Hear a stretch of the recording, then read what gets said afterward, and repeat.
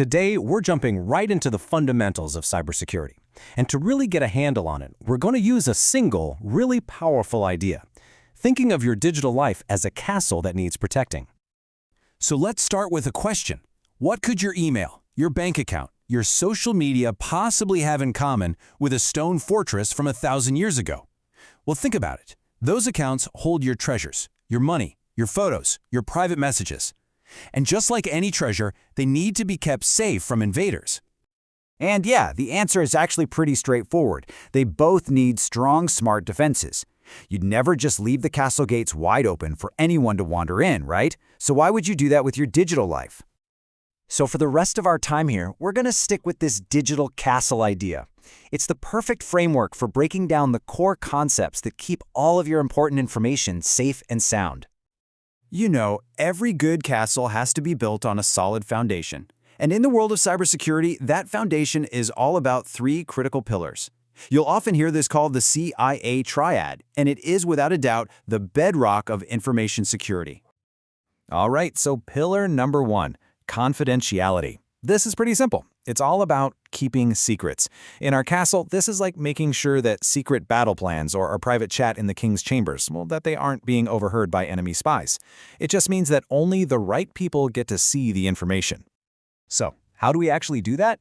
Well, the threat is somebody eavesdropping or sniffing your data, basically listening in on your digital conversations. The solution? Encryption.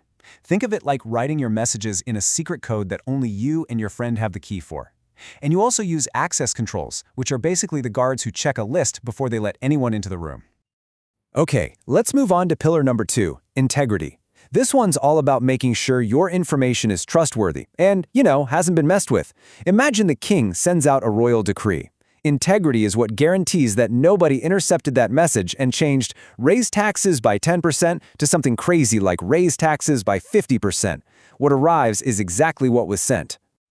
So, how can you be so sure a message is legit? The solution uses some cool tools like hashes and digital signatures. A digital signature is basically the modern version of the king's unique wax seal on a letter. If that seal is broken or it looks off, you know right away something's wrong. It's a mathematical guarantee of authenticity. And that brings us to our final, and maybe the most obvious, pillar, availability. Look, your data and your services are totally useless if you can't get to them when you need them.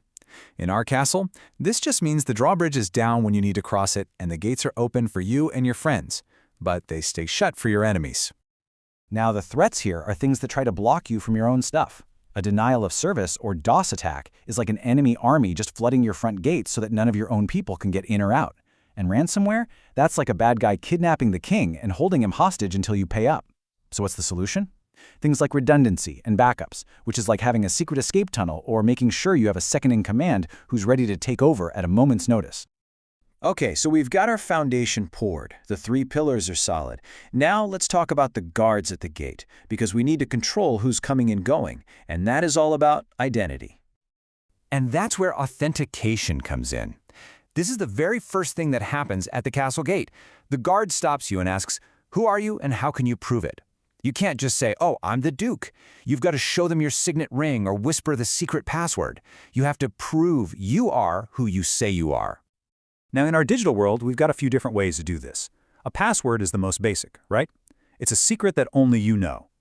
But we also have much more advanced methods like PKI, which we'll look at in a second, and Kerberos, which is kind of like a super trusted service that hands out tickets for everything inside the kingdom. So let's quickly demystify this thing called PKI, or Public Key Infrastructure. Just think of it like this. Your certificate is like your official government-issued ID card. But how does the guard at the gate know it isn't a fake? Well, that's where the Certificate Authority, or CA, comes in. This is a highly trusted organization, like the Royal Mint, that everybody agrees is legit. They're the ones who issue your ID and vouch for it, telling the world, yep, this person is who they claim to be. Now here's a really cool concept: non-repudiation. It sounds complicated, but it's just about creating undeniable proof. If the Duke signs an order with his unique, verified signature, he can't turn around later and say, "Hey, that wasn't me." There's proof. He can't deny it or repudiate it. And the way we make this happen is with those digital signatures we talked about, which act like a one-of-a-kind autograph that can't be forged. We also use secure logging, which is like having a royal scribe who meticulously writes down every important action, creating a permanent, unchangeable digital paper trail. So, we have our solid foundation, and we've got our gatekeepers. Now it's time to talk strategy. A smart ruler doesn't just build one giant wall and call it a day. No way. They build a castle that's tough to attack from every angle, using multiple layers of defense. And here's where attackers get clever. Imagine a messenger is carrying a perfectly valid order from the king that says, "Open the gate." An attacker could capture that message, copy it, and then try to use it over and over again to open the gate whenever they feel like it. That's called a replay attack. So, what's the solution? It's brilliant, actually. You make every message a one-time use-only pass. You do this by adding a totally unique random number, it's often called a nonce, or a specific timestamp to every single message. It's like writing on the order. This is only good on Tuesday at 3 p.m. and not a minute later. If the attacker shows up at 4, the guards know it's an old, invalid message and they throw him out. Now, this next idea is one of the most important concepts in all of security. It's called the principle of least privilege. In your castle, would you give the head cook the keys to the treasury and the armory? Of course not. You give them the keys to the kitchen and the pantry, only what they absolutely need to do their job and nothing more. Think about it like this. Someone with administrator access is like the king. They've got the master key, they can go anywhere, do anything. But a guest, maybe a visiting merchant, should only have access to the public courtyard.